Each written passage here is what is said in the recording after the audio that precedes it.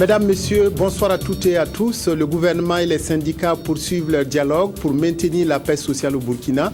La rencontre 2013 va faire le point des engagements pris de part et d'autre. Pour une généralisation de l'intégration des contenus MJF dans les programmes d'enseignement, c'est le plaidoyer que lance l'association Voix de Femmes. Nous recevrons la présidente de cette association, Mariam Lamizana. Demain à Blida, les étalons jouent leur qualification pour la Coupe du Monde 2014 face au Fennec d'Algérie. Les supporters de l'équipe nationale y croient dur comme fer. Ainsi donc, gouvernement et syndicats se retrouvent à nouveau pour poursuivre les discussions autour de la plateforme revendicative des syndicats. Il s'agit de faire l'état des lieux des engagements pris l'année dernière, une trentaine, auxquels s'ajoutent d'autres pris par le gouvernement cette année. Les deux parties sont disposées à travailler dans la compréhension mutuelle afin de parvenir à un compromis. Jacques Lamissa Tarpaga. C'est parti pour un nouveau round de négociations entre le gouvernement et les syndicats dans la salle du dialogue social à l'immeuble Banhoguin. Cette fois, il s'agit de se pencher sur les engagements pris en 2012 et d'examiner la plateforme syndicale du 1er mai dernier. Les attentes sont nombreuses côté syndicat. Le premier volet, ce sont les engagements que le gouvernement a pris en 2012 et qui concernent certaines questions du pouvoir d'achat, des libertés et autres que nous avons déjà co-signé avec le gouvernement pour la mise en œuvre. Donc nous allons commencer par faire l'état de la mise en œuvre de tous ces engagements pour voir si vraiment nous progressons. Le deuxième volet, c'est la question des nouvelles revendications que nous avons soumises au gouvernement en 2013 et qui concernent encore la question du pouvoir d'achat. Le gouvernement, lui, a déjà pris des mesures d'urgence en septembre pour améliorer les conditions de vie des populations. Aujourd'hui, une des priorités pour Luc Adolphe Thiaw est l'assurance maladie. Le gouvernement entend accorder une attention à la nouvelle plateforme revendicative aussi largement que le permettra le cordon de la bourse. L'institutionnalisation du dialogue social dans les relations qui existent entre le gouvernement et les organisations syndicales de travailleurs, au-delà de son caractère républicain incontestable, est sans aucun doute un outil pertinent de promotion de la paix et de la consolidation des acquis démocratiques dans notre pays. Il est donc nécessaire pour nous d'encadrer plus nos actions par l'esprit permanent du dialogue qu'il convient d'impulser à tous les niveaux et dans tous les secteurs d'activité de notre pays. J'invite donc les partenaires sociaux, particulièrement les organisations syndicales des travailleurs, à jouer le rôle qui est le leur dans le but de préserver le climat social de paix qui fait encore la fierté de notre pays. La rencontre annuelle gouvernement-syndicat se tient cette année sous le thème de la promotion du travail décent et le renforcement du dialogue social pour une paix durable. D'ici quelques mois, l'on connaîtra les résultats de ces négociations. Semaine cruciale pour la session budgétaire à l'Assemblée nationale. Les députés aborderont en effet la synthèse des travaux de commission, l'examen des motions et recommandations, la déclaration du gouvernement sur la loi des finances. Bref, la semaine se présente comme la plus décisive de cette dernière session de l'année. Le projet de budget gestion 2014 confirme l'option prise par le gouvernement pour consolider le lien entre la stratégie de développement et le budget. Reportage Oumarou Mormenga. Après 2 mois de travaux en commission, les députés entament la dernière ligne droite devant aboutir au vote de la loi de finances gestion 2014. À l'hémicycle, ce matin, ils ont écouté les arguments du gouvernement sur les domaines stratégiques du projet de budget 2014 que sont le renforcement des piliers de la croissance, la consolidation des acquis sociaux, la promotion de la gouvernance administrative, locale, économique et du civisme, et le renforcement de la défense du territoire national et de la sécurité intérieure.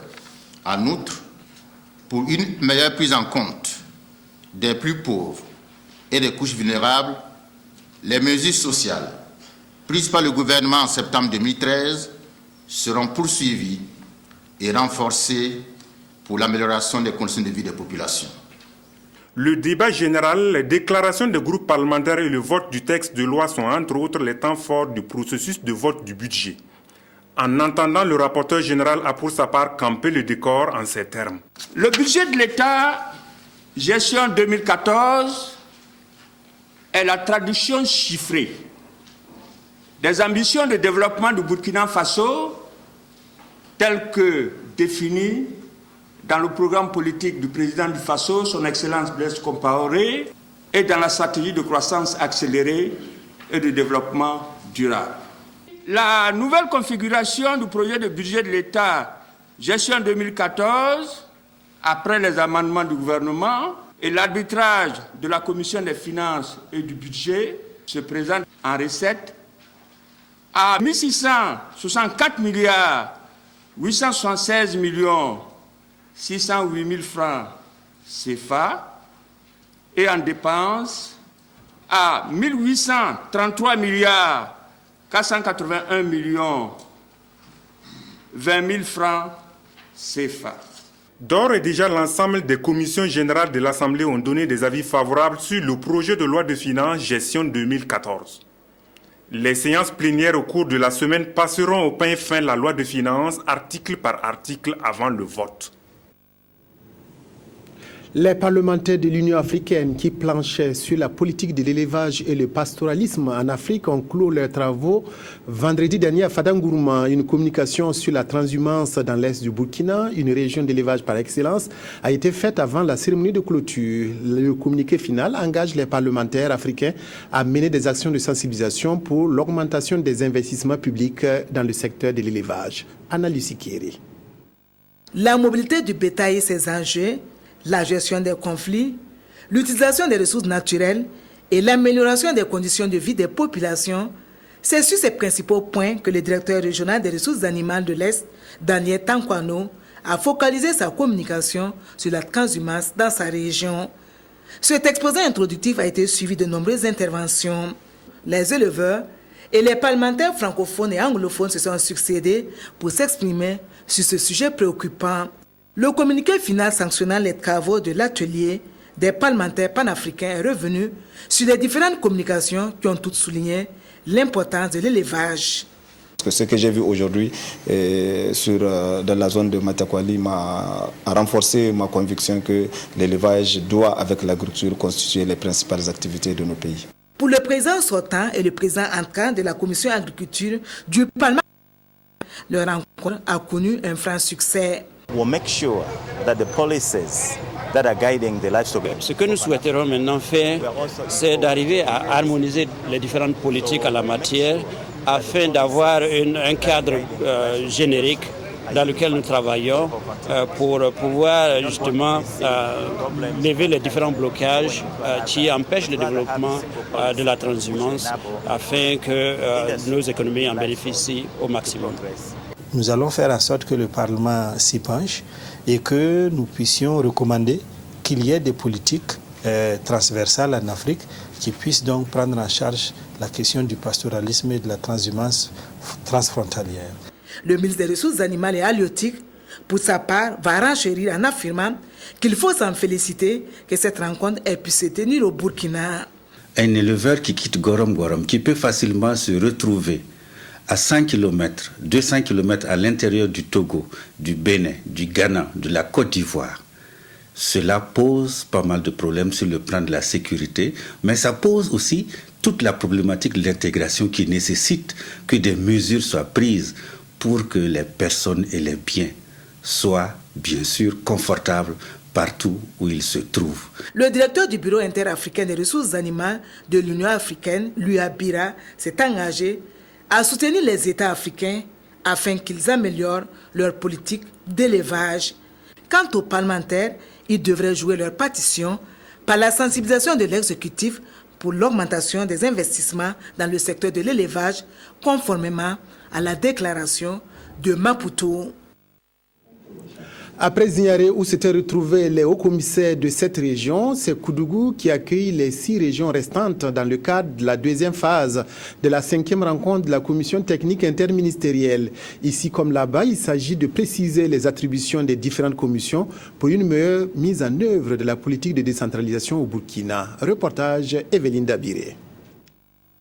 Les 23 hauts commissaires venus des 6 régions concernées par cette seconde phase de la rencontre annuelle des commissions techniques interministérielles CTI et des commissions techniques régionales CTR vont échanger pour mettre en place les commissions techniques provinciales CTP, désormais en charge d'approuver les budgets des collectivités territoriales.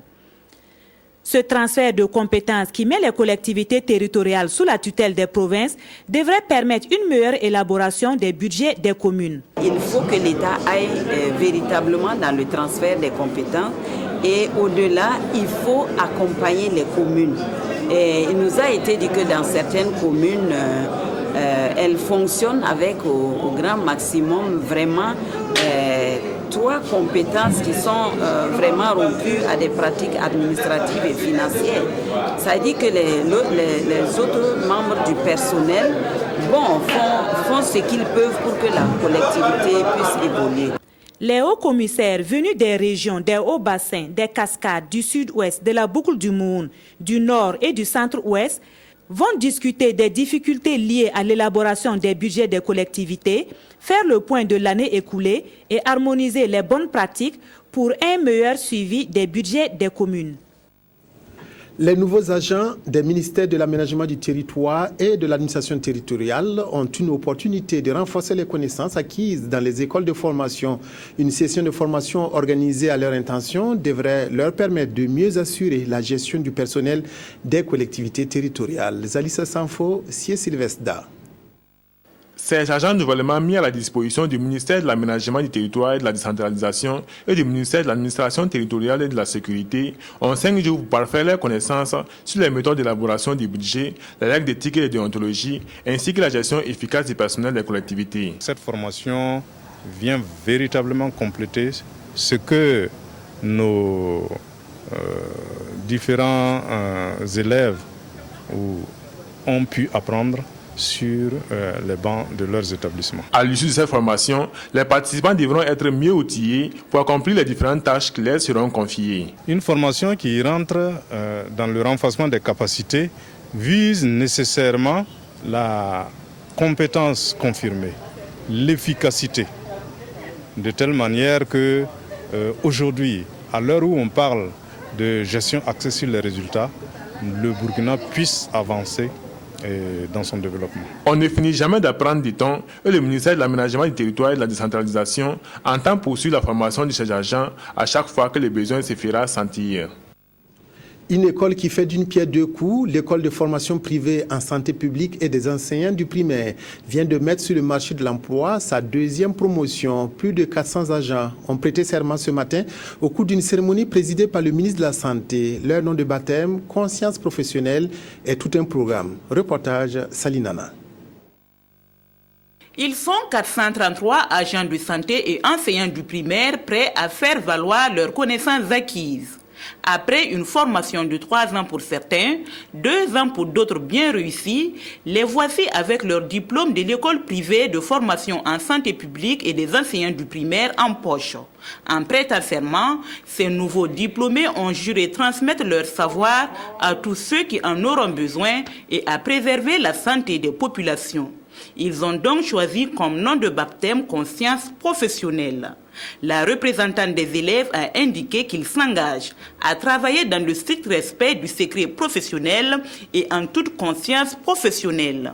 Pour le ministre de la Santé, Léné Sebgo, la sortie de cette promotion vient renforcer le capital humain compétent et qualifié pour la santé des populations burkinabè.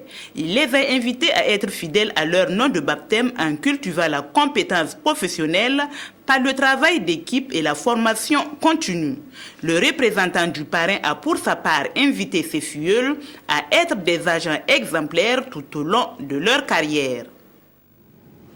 L'heure est venue de nous entretenir avec Madame Mariam Lamizana, présidente de Voix de Femmes. Madame, bonsoir. Merci d'être venue ce soir sur ce plateau. Bonsoir.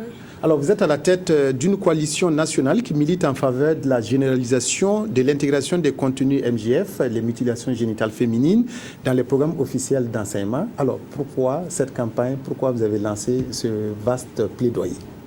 Merci et de nous donner l'opportunité de donner l'information sur ce que nous voulons faire à travers notre plaidoyer et la semaine prochaine.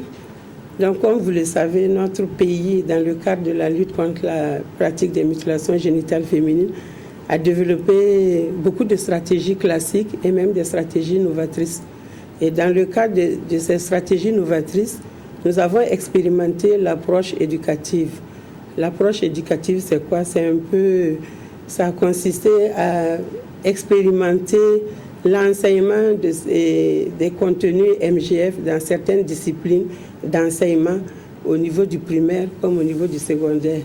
Donc cette phase d'expérimentation a duré 3 ans, de 2000 à 2002, et elle a été sanctionnée par une lettre circulaire conjointe des 2 ministres en charge de l'éducation qui invitait les enseignants formés à cet effet d'appliquer l'enseignement des modules, des contenus MGF dans certaines disciplines en classe.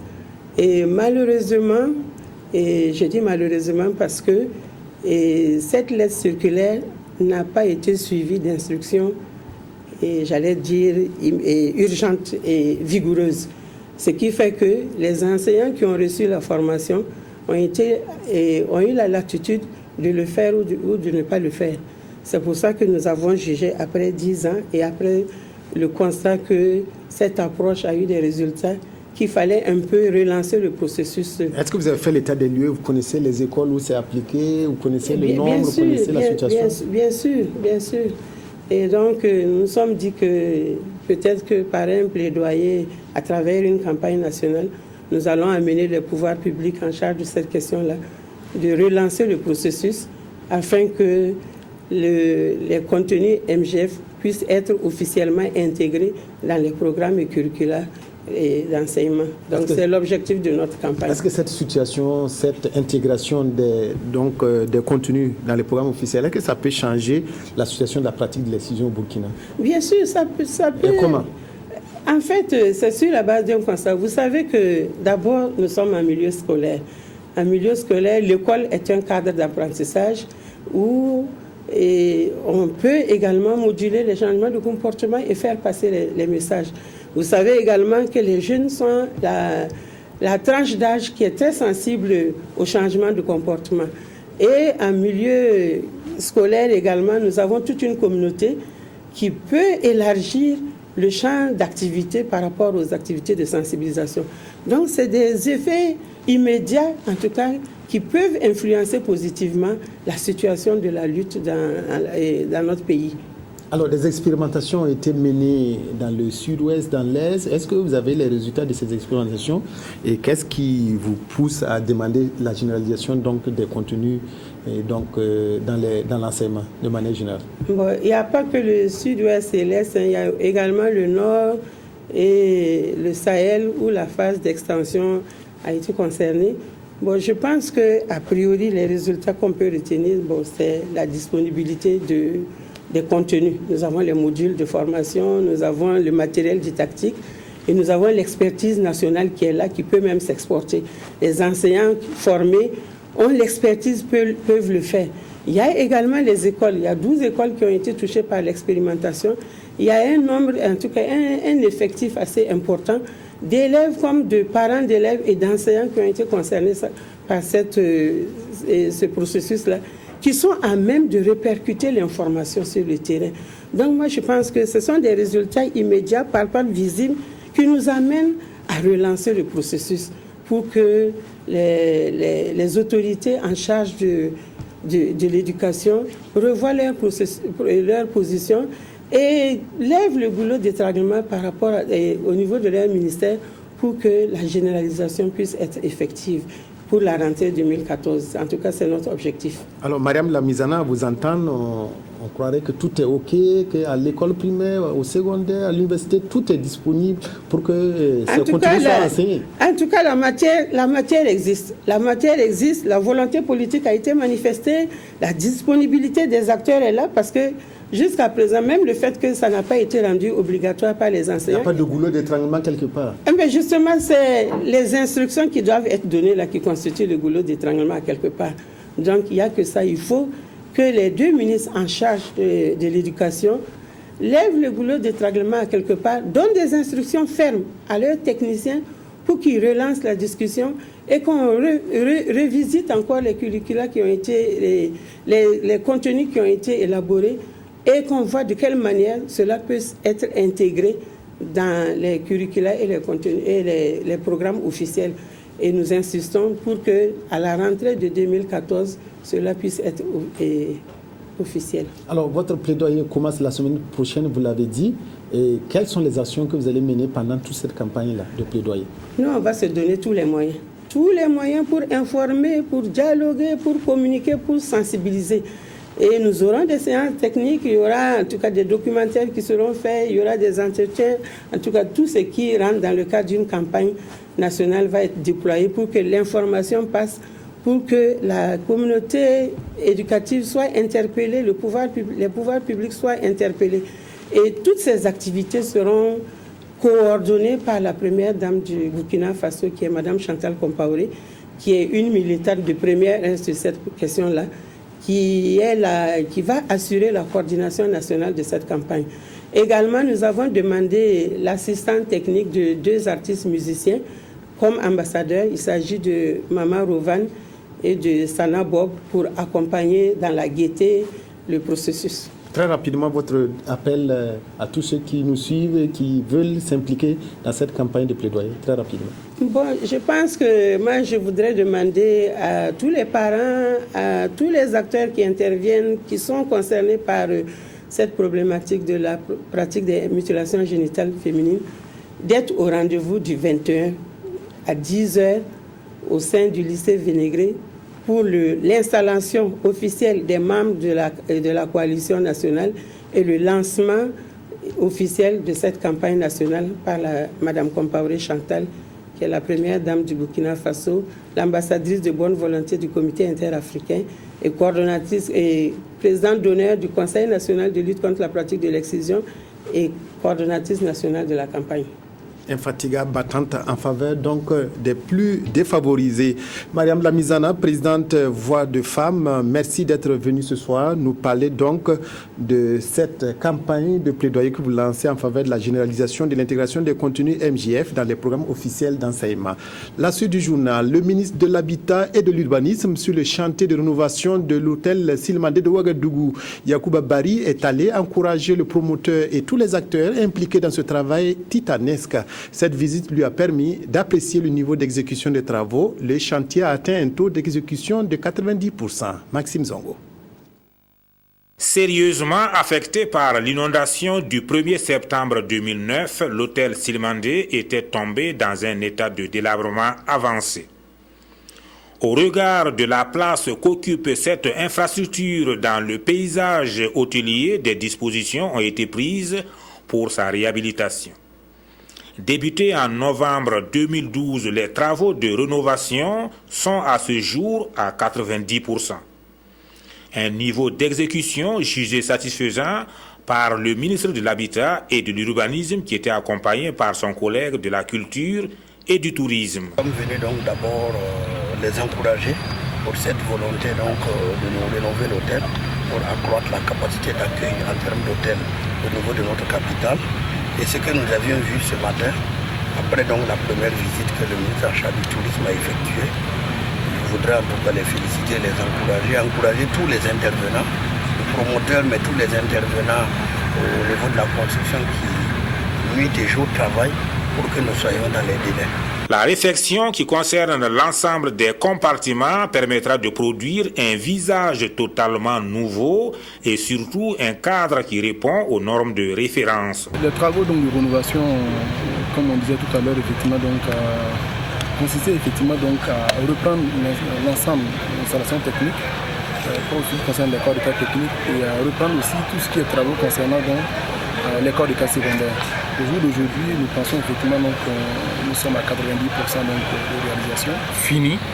Nous pensons que ça sera vraiment un lieu qui va se distinguer par la qualité en fait, du travail qui a été fait à l'intérieur, mais aussi de tout ce que nous avons mis comme équipement, que nous estimons aujourd'hui à ce jour à environ 10 milliards. Le nouveau Silmandé portera le nom de Golden Tulip Ouaga.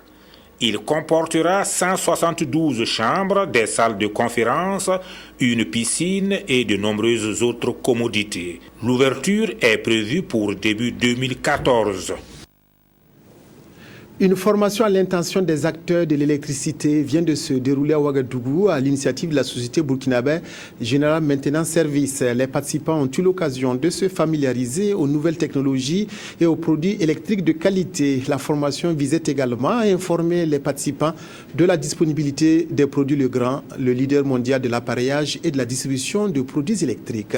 Ramatou Zida, reportage. Face à l'évolution des technologies et des performances sur le marché de l'électricité, les professionnels du domaine ont eu 4 jours pour se mettre au diapason. Une formation initiée par la structure burkinabé General Maintenance Service GMS en partenariat avec le leader des infrastructures électriques et numériques du bâtiment Legrand, basé en France. L'objectif est de permettre à ces techniciens de s'approprier les techniques d'installation électrique à travers l'utilisation des produits de qualité et ce en vue d'assurer la protection des installations ainsi que des personnes et des biens. De nos jours, il y a la contrefaçon qui sévit sur le marché. Et notre objectif, d'abord, c'est d'amener nos différents partenaires à utiliser les bons produits, surtout à savoir les identifier. Aujourd'hui, avec la nouvelle gamme de disjoncteurs Legrand qui est sortie, il est capable, sur Internet même, de savoir si le produit qu'on a acheté est un bon produit ou pas. Il y a un code qui est unique à chaque disjoncteur fabriqué. Et il y a une traçabilité aussi. Les bases de l'offre de protection Legrand, l'utilisation du logiciel XL Pro 3 calcule pour un meilleur choix des disjoncteurs et pour la conception des armoires électriques. Tels sont les modules enseignés à ce séminaire. Et insister bien sûr sur la qualité des produits et le fait qu'il faut faire des installations conformément à des normes d'installation et des règles de l'art. Nous allons travailler donc sur les logiciels et montrer bien sûr comment réaliser des installations électriques conformément à des normes et comment réaliser également des tableaux électriques avec le deuxième logiciel qui est un logiciel de conception. Déjà au regard des thèmes même qui sont abordés, qui sont déjà listés, je pense que on se réjouit déjà parce qu'on sait qu'on va en tirer beaucoup. Et en plus de ça, il y a des supports pratiques, tels que le logiciel de dimensionnement, qui peuvent vraiment nous aider dans notre travail quotidien. Cette formation, à l'intention des techniciens en électricité, leur a permis de se familiariser avec la nouvelle gamme des produits Legrand, dont la qualité est mondialement attestée. Ils sont désormais mieux outillés pour faire face à la contrefaçon. Les orphelins de la Fondation Enfants pour Enfants du village de Latou à Koudougou viennent de bénéficier d'un soutien important qui devrait contribuer à améliorer leur vie quotidienne. Grâce à l'action de partenaires suisses, la Fondation dispose désormais d'une unité de production d'énergie solaire. Reportage Abdelaziz Agibou. L'usage des bougies et lampes à pétrole relève du passé pour les pensionnaires de la Fondation Enfants pour Enfants du village de Latou dans le Burkina. Orphelins de père et de mère, les 137 enfants qu'accueille la Fondation voient désormais leur nuit éclairée par le soleil. Des installations suisses financées à hauteur de 65 millions de francs CFA par une ONG du même pays ont permis de tourner cette page de l'obscurité. Nous avons pour rôle de donner de l'aide aux enfants les plus démunis. Depuis les 15 ans, on a vu que ces enfants ont eu beaucoup de difficultés, pas mal de difficultés avec lire avec les langues. Alors c'est un rêve pour nous vraiment de trouver de la lumière ici, dans ce village qui n'est pas aussi loin de Koudougou. Cet exploit salué par les responsables en charge des questions sociales intervient 15 ans après la création du centre. La question de l'enfant, la question de la femme, on ne peut pas résoudre ça seulement à partir des seules prérogatives des différents départements ministériels. Il faut que les citoyens s'y mêlent, la collectivité s'y mêle et des individus pareils de bonne volonté peuvent nous amener extrêmement loin. Au-delà de la fondation, les bienfaiteurs promettent étendre la technologie au reste du village de Latou. La production, c'est 4,6 kW par heure. C'est un système, c'est une puissance qui permet d'allumer tous les bâtiments ici de Carrefour. Ça ne suffit pas pour les villages, mais évidemment, on pouvait ajouter d'autres équipements pour faire ça. De 47 enfants au départ, la Fondation Enfants pour Enfants a triplé le nombre de ses locataires 15 ans après. Des orphelins et enfants vulnérables qui promettent mettre à profit cette énergie solaire pour aller de l'avant dans leur quête d'un mieux-être. Une nouvelle unité pilote de développement intégré de l'association Belwet a été inaugurée samedi dernier dans le Bazéga. Diverses activités qui vont du maraîchage à la production d'eau minérale en passant par la culture du moringa et du jatropha, ils seront menés d'un coût de plus de 68 millions de francs. Cette unité devrait contribuer à booster le développement économique et social du monde rural. C'est Sylvestre Da. À Konyoudou, village situé à quelques encablures de Kombisiri, les partenaires de l'association Belwen Tiga Belwet sont venus ce 16 novembre être les témoins privilégiés du démarrage officiel des activités de l'unité pilote de développement intégré. L'unité s'étend sur une superficie de 10 hectares en 3 composantes. On a le compartiment Belwet Com où sont produits de l'eau minérale et de la glace alimentaire. Et ici, c'est le compartiment plateforme multifonctionnelle. L'unité pilote de développement intégré, c'est aussi la culture du jatropha et du moringa, ainsi que des activités de maraîchage. Le tout fonctionne grâce à ces groupes électrogènes hybrides. En tant que responsable social, j'ai voulu apporter ma modeste contribution à une eau saine pour la population. Et aussi, il y a qu'à travers cette activité d'eau saine, je souhaiterais qu'un sachet qui sera bu, il y ait 1 franc qui soit retourné aux œuvres humanitaires de Belwet.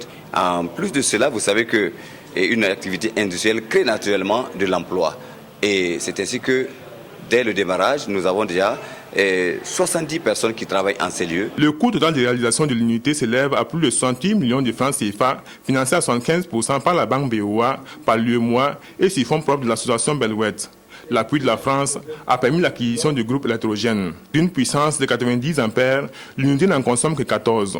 Le reste de l'électricité est distribué gratuitement aux ménages dans le voisinage. C'est un projet de développement intégré avec une dimension sociale. Des hommes et des femmes travaillent ici.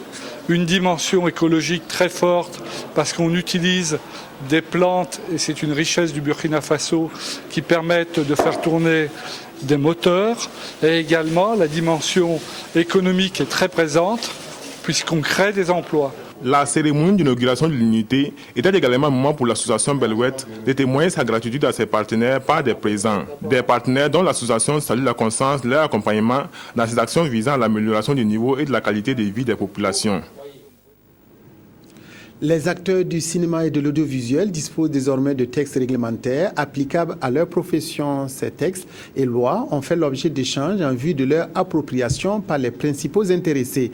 Avec cette législation, l'environnement du cinéma et de l'audiovisuel sera mieux assaini pour permettre l'exercice du métier du 7e art. Abdoul Rasmane Zongo.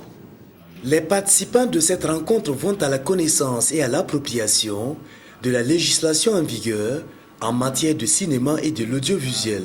C'est un ensemble de textes qui viennent organiser l'activité cinématographique et audiovisuelle, qui définit les différentes professions des domaines de la production, de la distribution, de l'exploitation, des industries techniques du cinéma et de l'audiovisuel, des secteurs de la promotion, aussi bien de la formation. Donc c'est un ensemble de textes qui permet de créer un environnement juridique clair et précis dans lequel va dorénavant évoluer tous les acteurs opérationnels du secteur du cinéma et de l'audiovisuel. Les textes réglementaires régissant les métiers de cinéma et de l'audiovisuel au Burkina Faso sont désormais applicables. Toutes choses qui apportent un plus dans l'organisation et le fonctionnement du secteur. Un acteur du cinéma sait maintenant, c'est mon métier, qu'est-ce qui est organisé, comment je dois travailler, quel type d'utilisation je dois avoir, comment je dois avoir ma carte professionnelle. Tout ceci est balisé dans le décret et dans les autres textes, notamment les arrêtés. Et c'est fondamental donc pour les opérateurs, surtout privés. Les professionnels du cinéma et de l'audiovisuel doivent s'approprier cette législation qui entre en vigueur dans 1 an. Football, le Touaga était hier à Zignari à l'occasion de la 2e édition de la Coupe Camporba organisée par Antoinette Ouedraogo. La finale disputée par King Vert de Zignari et l'équipe de Urugumanga s'est soldée par la victoire des joueurs de Zignari par 2-0. Le président du Faso a rehaussé de sa présence cette compétition sportive. Reportage Ritouatara. Contribuer à rendre la jeunesse plus citoyenne et plus responsable, c'est l'esprit qui a sous-tendu l'organisation du 2e tournoi Campougdba.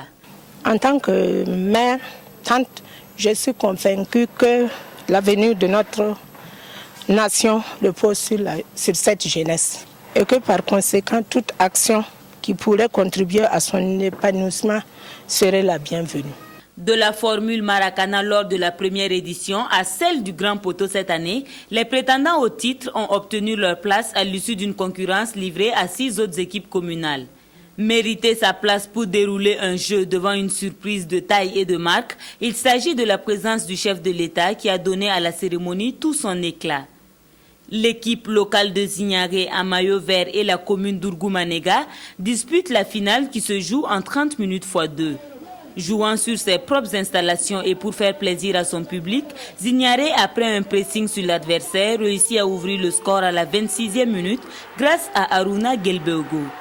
C'est encore lui qui garantira la sérénité de son équipe en seconde période en portant le score à 2-0 sur une balle arrêtée. King Vert de Zignaré succède ainsi à Thibaut FC. Et c'est très bien de voir cet après-midi ici à Zignaré cette très forte mobilisation de Madame Ouedraogo Antoinette.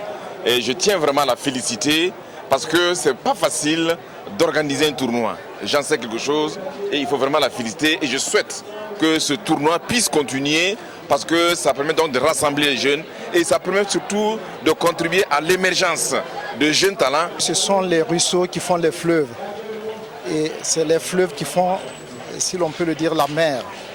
Et vous voyez, ce sont quand on a l'occasion d'assister à des compétitions pareilles, on se dit qu'au niveau d'une province, on peut réussir à faire une bonne sélection pour compétir au plan national.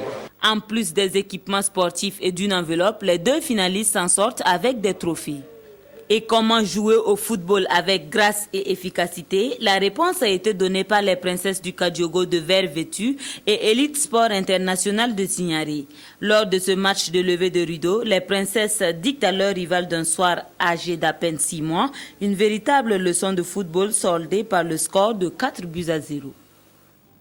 C'est demain à Blida que les étalons tenteront d'arracher leur qualification pour la Coupe du Monde au pays du roi Pelé. Les supporters de l'équipe nationale sont très confiants quant à l'issue heureuse de cette rencontre face au Fennec d'Algérie. Ruth Ouattara a notamment recueilli les pronostics de quelques personnalités hier à Zignaré. Je suis optimiste de nature, mais je suis convaincu que nous allons l'emporter parce que c'est vrai qu'il y a de l'autre côté.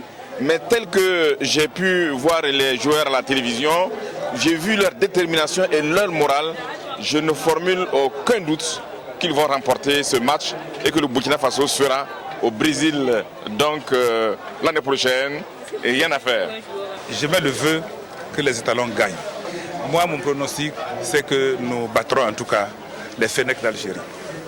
Je pense que s'il y avait une certaine logique en football, le Burkina aujourd'hui a sa place dans cette phase finale de la Coupe du Monde, vu l'évolution de notre équipe nationale, vu les individualités que nous avons et vu la qualité du collectif que nous avons aujourd'hui. Je pense qu'en ce qui concerne l'Algérie, c'est un pays que nous connaissons bien, qui a déjà joué à maintes reprises, sinon 3 fois, à représenter l'Afrique à la Coupe du Monde.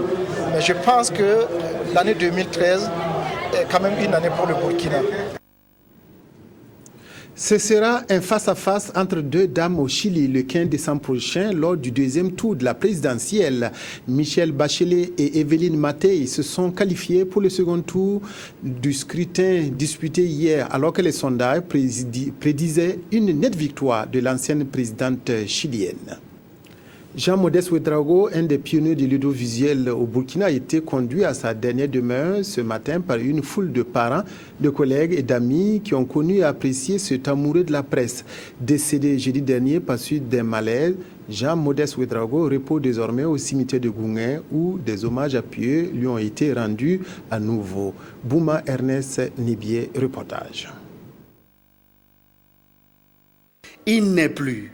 Jean-Modeste Ouedraogo, un aîné de la presse, a tiré sa révérence à l'âge de 76 ans ce jeudi 14 novembre à Ouagadougou, à son domicile, suite à un malaise.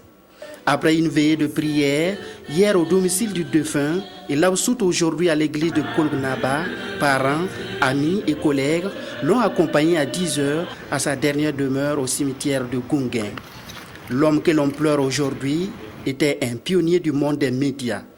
Il a beaucoup contribué à la création et au développement de la Volta Vision, aujourd'hui Radio-Télévision Diffusion du Burkina, RTB. Jean-Modeste Philippe Ouedraogo, né le 16 octobre 1937 à Koudougou, intégré le 12 novembre 1958 dans la fonction publique voltaïque, il sera successivement chef des services techniques de la radio et de la télévision, puis directeur des services techniques de la radiodiffusion télévision d'Haute-Volta.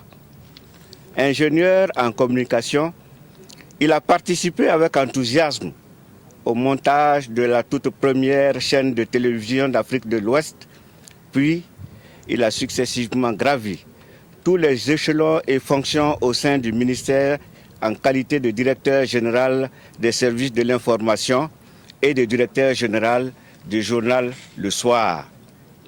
Il aura été de toutes les missions, de tous les combats essentiels du département au sein de l'Union des radiodiffusions Télévision nationale d'Afrique, URNA, participant à la naissance et à l'émergence du FESPACO, tout comme du Centre interafricain d'études en radio rurale de Ouagadougou, Siero. Nous gardons tous de lui le souvenir d'un camarade disponible et serviable, toujours le sourire, qui prend toujours plaisir à servir en considérant la vie de son meilleur côté, de son bon côté. Au nom de tout le personnel du département de la communication, je voudrais présenter mes condoléances à la famille éplorée. La dernière fois que j'ai rencontré Jean Modeste, il était toujours question d'avenir, de projets et de développement, d'action. Admis à la retraite, Jean-Modeste Ouedraogo, selon ses proches, est resté disponible à tous ceux qui venaient vers lui pour solliciter son expérience. Sa vie de retraité, il la partageait également entre le conseil municipal de Nanoro dans le Ploukemde et l'association des retraités de la communication et de l'information dont il était le président. Deux projets majeurs lui tenaient à cœur. La célébration du 50e anniversaire de son mariage en 2014 et la création d'une radio des aînés de la presse. Il est parti à jamais, laissant derrière lui une épouse, 3 enfants et 7 petits-fils. Que la terre lui soit légère. Fin de cette édition, merci de l'avoir suivi. Retrouvez à 22h15 Wendata Nathalie Kaoré qui se lance ce soir dans le Grand Bain. Excellente soirée à toutes et à tous en compagnie de la RTB.